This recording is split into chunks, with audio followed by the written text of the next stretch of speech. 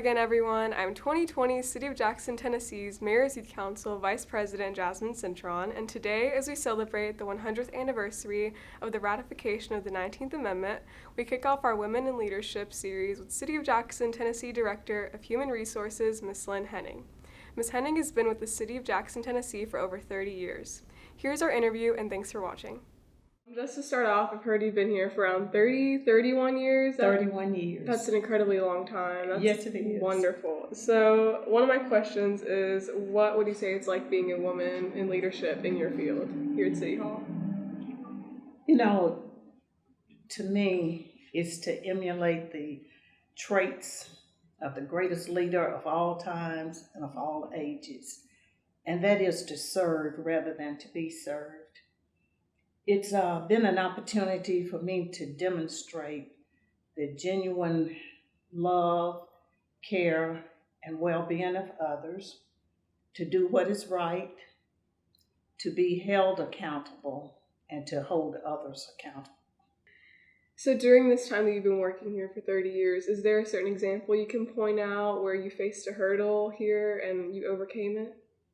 Well, not really. I've never felt limited or inhibited in any way. I've been tasked with jobs or assignments or missions to fulfill. They've all been just that, assignments.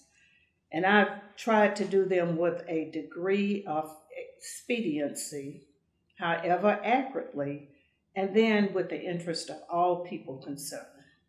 And do you feel like your career shaped the way you look at life in any shape or form?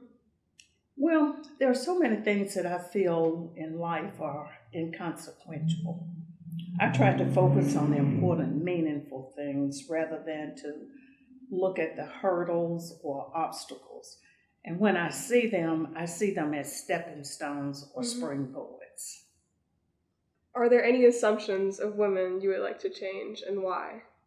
Well, I've seen a lot, and I've learned a lot during my career. And I understand that there are a multiplicity of issues that confront us daily, and not just women only, but for all people. And I know that people have different assignments and different ways to handle their assignments. However, there are people who reside in generational arenas, and I sometimes stop there myself, however momentarily.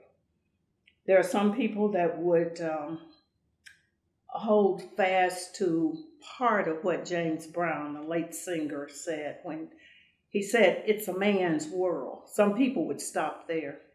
But James Brown's caveat was, it would be nothing without a woman or a girl. And I read a saying in an office once that said, when you are tempted to be impatient with others, just remember how patient God has been with you. And that puts everything in perspective for me. What is the message you have to all young women wanting to enter in your field? Well, first of all, to know what your assignment is, to know that what you have been placed here to do. Then you pursue your course. Prepare yourself. Do your research. Shadow someone in this field, not just for a day, but for at least a week. And then intern if possible. Learn as much as you can from others and perhaps find a mentor. And then get ready for the challenges, the surprises, but most importantly, the rewards that come from helping to make someone else's day a little brighter and to share their load and make it a little lighter.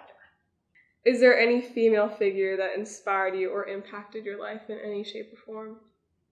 You know, right off, I can think of two people. One being my mother, the late Bertha L. Johnson.